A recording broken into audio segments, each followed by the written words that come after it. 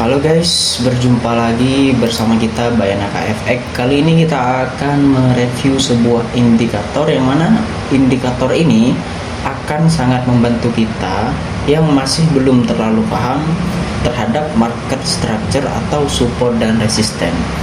Oke, kita langsung aja ke indikatornya. Namanya support and resistance. Ini ya, support and resistance signal MTF Lux Algo. Nah, kalian tenang aja, selama kita nggak lebih dari 3 ya kalau nggak salah, itu indikator itu masih gratis guys. Nah, kalau kita lebih dari 3 itu kayaknya kita harus berlangganan premium. Nah, buat teman-teman yang nggak terlalu butuh banyak banget indikator, ya cukup gunakan 1 atau 2 aja. Nah, seperti kita ini, kita menggunakan 2 ya. Di bawah ini kita pakai 1, dan yang di layar display ini, nah, support and resist, jadi ada 2 ya guys ya. Oke, kita langsung aja ke penjelasannya. Gimana sih cara menggunakannya dan di time frame mana aja kita bisa menggunakan indikator ini guys. Oke, dari time frame yang sering kita pakai itu ada M15, ada M30, ada M30, H1 dan H4. Oke, kita ke time frame M15 dulu. Nah, M15 di sini kita menggunakan scalping ya. Bisa juga untuk intraday sih. Sebenarnya mirip-mirip ya, beda tipis aja sih sebenarnya. Nah, di sini kita akan jelasin apa sih B berwarna merah ini, B warna biru, dan T ini ya. Oke, kita langsung aja ke penjelasannya. Nah, untuk B di sini semuanya mau merah atau hijau itu artinya breakout. Breakout itu artinya break of structure. Nah, terus apakah ini valid gitu? Nah, belum tentu kayak gitu. Belum tentunya gimana gitu. Nah, kalau secara indikator ini memang benar-benar valid karena dia nge-break support atau resisten di level sebelumnya. Contohnya seperti ini. Karena di sini M15 tentunya makin banyak lagi tuh zona-zona yang menjadi support dan zona-zona yang menjadi resisten. Untuk nggak bingung gimana cara ngefilternya, kita pakai yang high trading activity. Nah, ketika kita sentuh pakai kursor mouse ya, ini kalau di handphone kayaknya gak muncul guys, jadi emang harus pakai mouse. Jadi alternatifnya kalian harus punya mouse nih. Buat yang pakai handphone ada tuh gitu, bisa nanti pakai USB ya, tambahan USB yang support dengan HP kalian masing-masing kayak gitu. Jadi misal Type C, kalian pakai Type C guys, yang penting muncul mouse kayak gini ya kursornya. Nah, ini bearish breakout, ini average trading activity, jadi gak terlalu gede ya, kekuatan breakoutnya gak terlalu gede. Jadi kita hanya fokus ke high trading activity, dan entry-nya itu kita fokus ke area retest. Retest di sini artinya koreksi, sedangkan tes ini ya sekedar tes aja sih ya, mirip-mirip dengan retest. Saya kembali ke teman-teman semua. Jadi zona entry-nya tuh bukan ketika breakout-nya, tapi ketika retest-nya. Jadi kenapa sih kok nggak ketika breakout? Karena breakout di sini kita cenderung ketinggalan guys gitu. Jadi nggak ada di zona kayak gitu. Kalau kita di area retest, SL kita tuh tipis banget. Jadi bisa mengatur resiko yang lebih relatif terjaga. Oke, langsung kita cari aja ya guys ya. Di sini average, di sini average, di sini low trading activity, dan di sini juga average trading activity. Nah, kalau nggak ada momentum kayak gini, terus apa kita bisa entry? Bisa, cuman ya kayak gini. Kalau kita di bawah konsolidasi di pergerakan yang average trading activity, kita bakalan banyak banget tuh entry-nya. Kecuali kita ambil momentum pullback doang gitu, ngambilnya sekitar 30 pip atau 50 pip, itu mungkin masih bakal dikasih ya guys ya untuk di zona-zona ini. Nah, karena ini terlalu banyak ya guys ya untuk M15, jadi emang relatif untuk scalping ya daripada intraday. Oke, kita jump ke M30 agar nggak terlalu banyak. Nah, untuk M30 di sini sedikit berkurang, tapi masih nggak kalah bingung juga ya dengan M15. Dan sinyal-sinyal di sini masih average, average, average. Oh iya, kita yang masih belum kasih tahu tuh di sini ini indikatornya agak repen ya guys ya. Jadi begitu teman-teman buka M30, ini kapan sih muncul sinyalnya? Ketika candlenya selesai coy. Nah, ini kan kayak gini nih. Sekarang harga menunjukkan 2651 ya. Nah, begitu selesai, ini tinggal 6 menit lagi ya. Nanti bakal ada ini keterangan-keterangannya gitu. Entah dia retest, breakout atau test kayak gitu. Nah, itu bakal muncul ketika candlenya udah selesai sesuai time frame-nya coy. Oke, kita cari yang high trading activity dulu. Ini average, ini high trading activity. Nah, di kondisi kayak gini di tes ya. Ini bukan retest, tapi sih menurut kita sama aja sih ya. Soalnya dia bersifat koreksi. Ini lagi ngetes support ya, karena warnanya hijau ini menjadi support. Jadi kalau zonanya berwarna hitam ini menjadi resisten kayak gitu. Jadi begitu dijebol kayak di sini guys. Nah, zonanya dijebol ini akan menjadi breakout kayak gitu.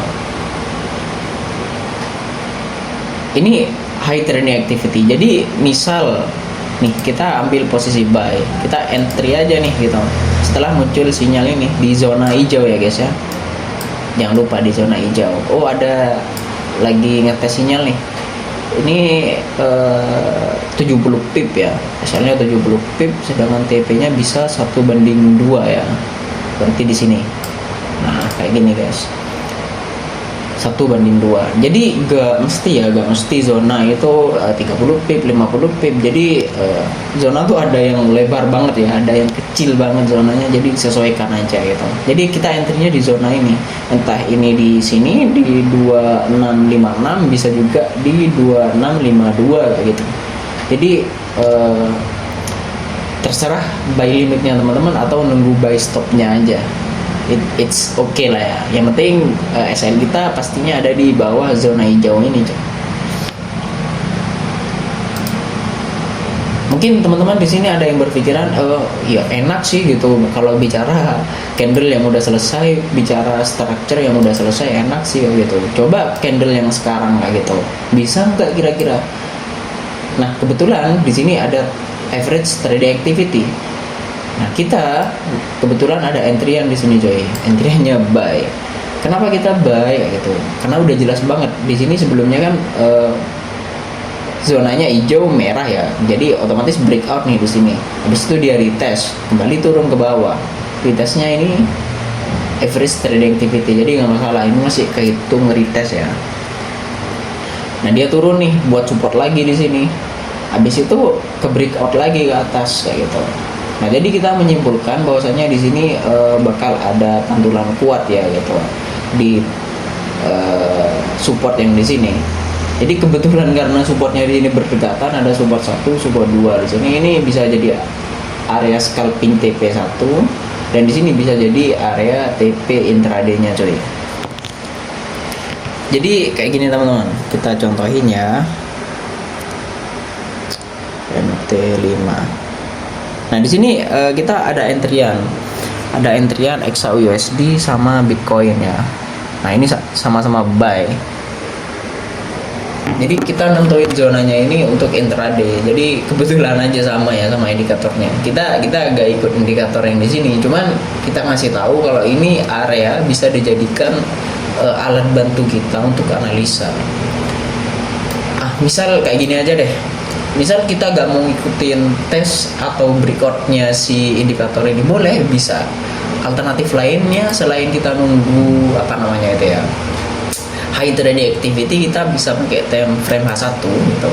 Nah, kita ambil aja di zona-zona yang udah ditentuinnya gitu.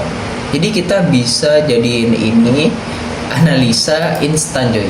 Nah, ini kita tandain sesuai di sini, nanti kita perbaiki ya. Nah, kita tandain dulu area yang sering kesentuh.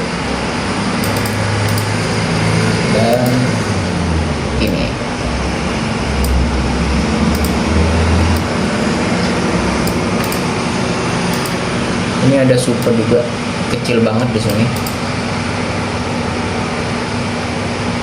Oke, kalau udah kayak gini coy, ini kan masih kesentuh satu kali ya, jadi kita gak ambil.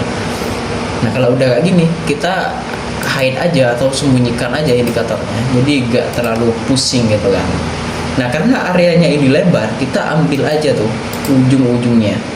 Ujung-ujungnya di sini area yang paling krusial banget gitu ya, buat ada pantulan yang gede ya gitu. Nah kayak gini. Ini kita jadiin kecil juga. Oke, yang di sini juga. Ini ngebantu banget. Nah, jadi tanpa kita gambar-gambar sendiri, kita bisa jiplak langsung aja dan benerin dikit. Ya.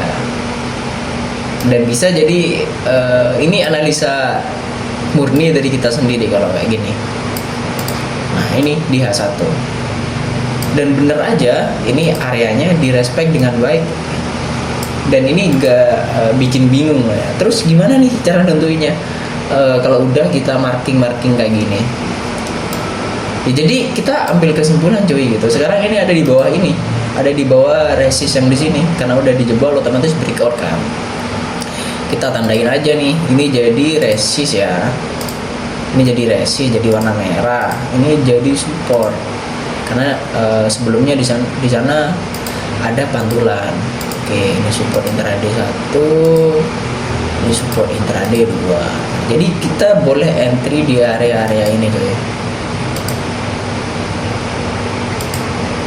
Nah kalau udah kayak gini, jadi enak banget tuh kita mau nentuin buy atau sellnya. Nah karena ini ada di dekat support tadi, kita boleh tuh ketika turun ke sini lagi dan pasang SL di bawah sini, kita pasang buy, atau kita nunggu ada pantulan dulu atau buy stop ya di 2650. Ketika udah turun ke 2644, kita bisa taruh buy stop.